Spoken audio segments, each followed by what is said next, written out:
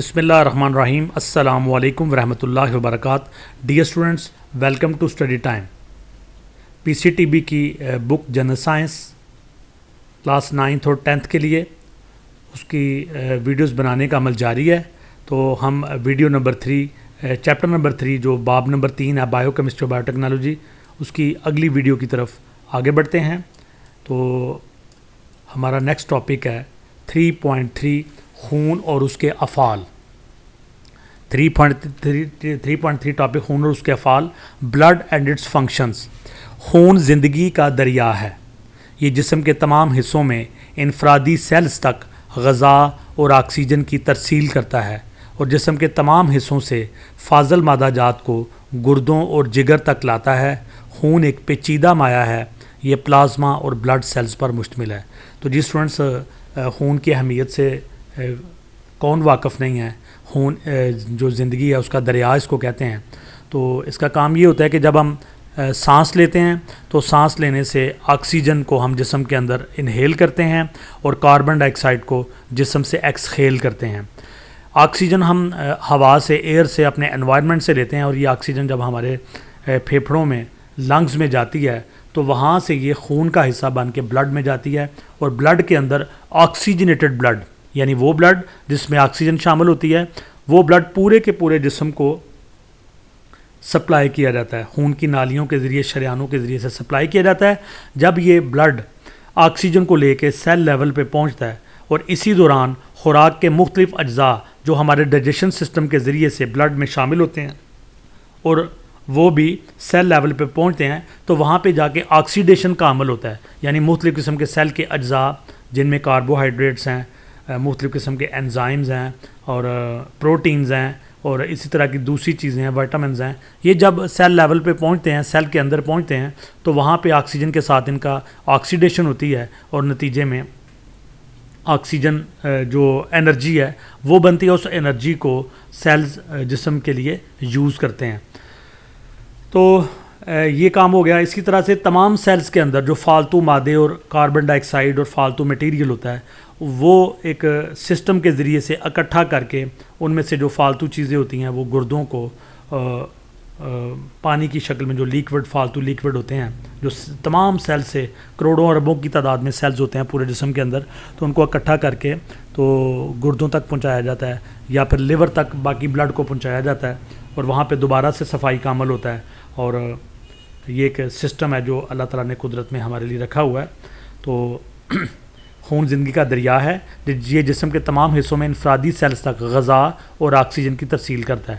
خوراک بھی بلڈ کے ذریعے سے سپلائی ہوتی ہے سیلز کو اور آکسیجن بھی بلڈ کے ذریعے سے سپلائی ہوتی ہے.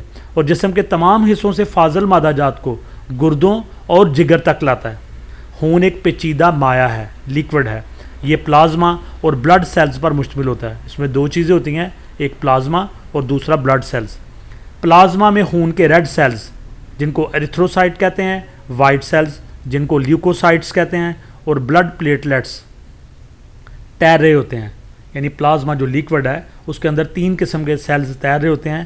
ایک ہوتے ہیں ریڈ سیلز ایریتھروسائٹس، دوسرے وائٹ سیلز لیوکوسائٹس اور تیسرے بلڈ پلیٹلیٹس. خون سے اگر بلڈ سیلز الگ کر لیے جائیں تو باقی پلازما رہ جاتا ہے. تو شروع میں ہم نے پڑھا ہے کہ پلازما میں 2 چیزیں ہوتی ہیں، ایک بلڈ سیلز ہوتے ہیں، ان کی 3 قسمیں ہیں اور ساتھ پلازما ہوتا ہے. تو اگر بلڈ سیلز کو سیپریٹ کر دیں تو پھر پیچھے کیا رہ جاتا ہے؟ پلازما.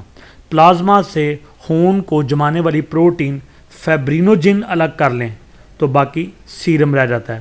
تو پلازما کے اندر خون کو جمانے والی، خون نکلتا ہے نا جسم سے، کو کٹ لگتا ہے، چوٹ لگتی ہے، تو اس کے اندر پروٹین ہوتی ہے فیبرینوجن جو خون کو جمانے کا کام کرتی ہے. اس کو اگر الگ کر لیں تو باقی سیرم رہ جاتا ہے. یعنی پلازما اور سیلز مل کے ہمارا بلڈ بناتے ہیں.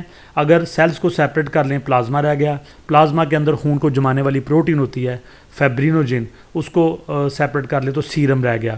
خون کے ریڈ سیلز گیسوں کی ترسیل، وائٹ سیلز جو ریڈ سیلز ہیں یہ آکسیجن کو سیلز تک لے کے جاتے ہیں اور کاربن ڈائی آکسائڈ کو واپس لنگز کے اندر لے کے آتے ہیں. تو ریڈ سیلز کا تو یہ کام ہوا کہ یہ گیسوں کی ترسیل کرتے ہیں.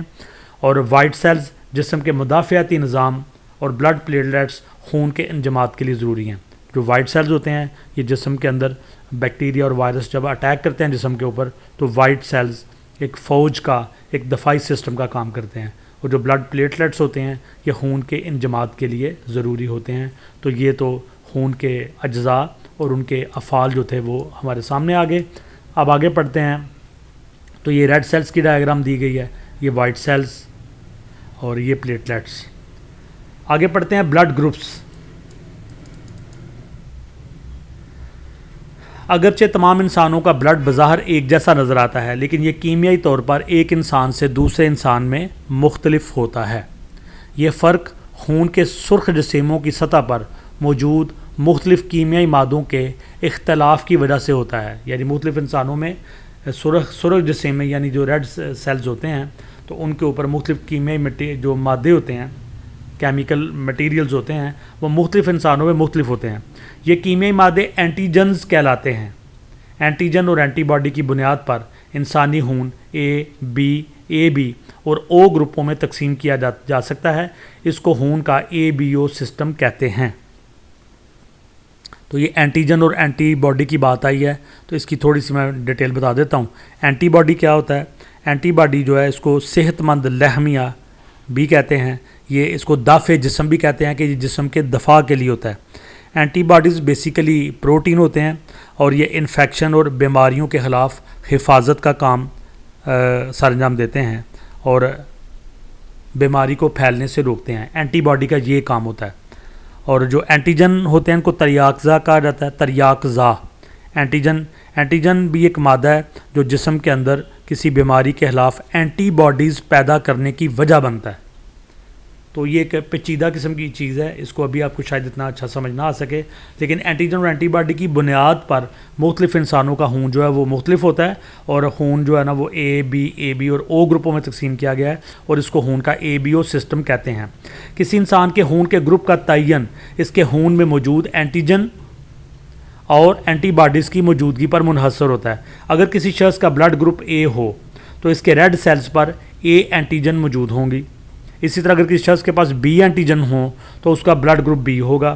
اگر ایک شخص اینٹیجن A اور B رکھتا ہو لیکن کوئی بھی اینٹی باڈیز نہ رکھتا ہو تو وہ بلڈ گروپ AB کا حامل ہوگا۔ جو شخص نہ A اینٹیجن رکھتا ہو اور نہ ہی B اینٹیجن لیکن دونوں A اور B اینٹی باڈیز کا حامل ہو تو اس کا بلڈ گروپ O ہوگا، اور اس بلڈ گروپ کے حامل افراد عالمی ڈونرز کہلائیں گے، یونیورسل ڈونرز، یعنی یہ دوسرے جو بلڈ گروپ ہیں ان کو خون دے سکتے ہیں۔ کیونکہ ان کے خون میں A اور نہ ہی B اینٹیجن ہوتے ہیں، لہٰذا وہ اپنے بلڈ گروپ کا عطیہ کسی بھی بلڈ گروپ کے حامل فرد کو دے سکتے ہیں۔ AB بلڈ گروپ کے اشخاص عالمی وصول کرندے یا یونیورسل ریسیپینٹ کہلاتے ہیں، کیونکہ ان میں دونوں A اور B اینٹیجنز ہوتی ہیں اور ان کو کوئی بھی قسم کا بلڈ جو ہے وہ لگ سکتا ہے۔ ٹیبل 3.1 ABO سسٹم کی خصوصیات۔ ان کو عطیہ کیا جا سکتا ہے، A کو کیا جا سکتا ہے، AB کو کیا جا سکتا ہے۔ ہم آہنگی ان سے حاصل کیا جا سکتا ہے۔ یہ والا A گروپ اور AB گروپ کس سے لیا جا سکتا ہے؟ A سے بھی لیا جا سکتا ہے، یعنی A کسی کا بلڈ گروپ ہے تو وہ A سے لے سکتا ہے۔ اسی طرح کسی کا AB بلڈ گروپ ہے تو وہ بھی A سے لے سکتا ہے، اور یہ دونوں O سے بھی لے سکتے ہیں۔ پلازما میں اینٹی باڈی کی قسم B ہے اور RBCs پر اینٹیجن کی قسم A ہے۔ خون کا گروپ A کہلاتا ہے۔ جن کا گروپ B یا AB ہوتا ہے یہ B سے اور O سے بلڈ لے سکتے ہیں، اور ان کے پلازما میں اینٹی باڈیز کی قسم A ہوتی ہے۔ RBCs پر اینٹیجن کی قسم B ہوتی ہے۔ خون کا گروپ B کہلاتا ہے۔ AB گروپ ہے اگر کسی کا تو یہ A سے بھی بلڈ لے سکتے ہیں، B سے بھی لے سکتے ہیں، AB سے بھی لے سکتے ہیں، O سے بھی لے سکتے ہیں۔ پلازما میں اینٹی باڈی کوئی نہیں ہوتی، اور RBC پر اینٹیجن کی قسم A اور B ہوتی ہے۔ خون کے گروپ کو AB کہا جاتا ہے۔ اگر کسی کا بلڈ گروپ A ہے، B ہے، AB ہے یا O ہے تو یہ O سے بلڈ لے سکتے ہیں۔ پلازما میں اینٹی باڈیز کی قسم A اور B ہوتی ہے، اور RBC پر اینٹیجن کی کوئی قسم موجود نہیں ہوتی۔ خون کا گروپ O کہلاتا ہے۔ بلڈ گروپ ABO سسٹم کے علاوہ بلڈ گروپ کا ایک اور نظام RH سسٹم بھی ہے۔ RH سسٹم مثبت یعنی RH پلس اور RH منفی یعنی RH مائنس گروپس پر مشتمل ہوتا ہے۔ تو RH سسٹم بھی اے بی او گروپ کے علاوہ جو جدید سسٹم آیا ہے وہ آر ایچ سسٹم ہے. اس میں ایک آر ایچ پلس ہوتا ہے، ایک آر ایچ مائنس ہوتا ہے. یہ گروپس آر ایچ اینٹیجن کی موجودگی کی وجہ سے پہچان جاتے ہیں. آر ایچ مائنس آدمی کو آر ایچ پلس خون نہیں دیا جا سکتا اور نہ ہی اس کے برعکس کیا جا سکتا ہے. یعنی آر ایچ مائنس کو آر ایچ پلس کا خون نہیں دیا جا سکتا اور آر ایچ پلس کو آر ایچ مائنس بلڈ نہیں دیا جا سکتا. آر ایچ عوامل کی بنیاد پر بلڈ گروپ اے نیگیٹو یا اے پازیٹیو، بی نیگیٹو یا B positive, A B negative یا A B positive, O negative یا او پازیٹیو ہوں گے. ایک حاملہ آر ایچ نیگیٹو عورت آر ایچ پلس خون قبول نہیں کر سکتی کیونکہ پیدا ہونے والے آر ایچ پلس بچے جو باپ سے وراثت میں ملا ہے کو نقصان پہنچ سکتا ہے. یہ چیز ماں کے لیے خطرناک ہے، اس لیے اسے اپنے پہلے آر ایچ پلس بچہ پیدا کرنے کے بعد R H plus antibodies کے انجیکشن لینے پڑیں گے. تو آر ایچ فیکٹر کا جو سسٹم ہے ٹیبل 3.2 ہے. آر ایچ پلس کو دے سکتے ہیں اور آر ایچ پلس والے آر ایچ پلس اور آر ایچ نیگیٹو سے بلڈ لے سکتے ہیں. پلازما میں اینٹی باڈی کی قسم کوئی نہیں ہے. آر بی سی پر اینٹیجن کی قسم آر ایچ ہے اور آر ایچ خون کی قسم اس کو آر ایچ پلس کہتے ہیں. آر ایچ مائنس اور R H plus R H negative سے بلڈ لے سکتے ہیں. پلازما میں اینٹی باڈیز کی قسم آر ایچ پلس ہے. آر بی سی پر اینٹیجنس کی قسم کوئی نہیں ہے اور اس کو آر ایچ نیگیٹو خون کہا جاتا ہے. جی اسٹوڈنٹس، یقیناً آپ بلڈ کے افعال، اس کے اجزاء اور جو بلڈ کے مشہور سسٹم ہیں ان کو آپ اچھی طرح سمجھ چکے ہیں.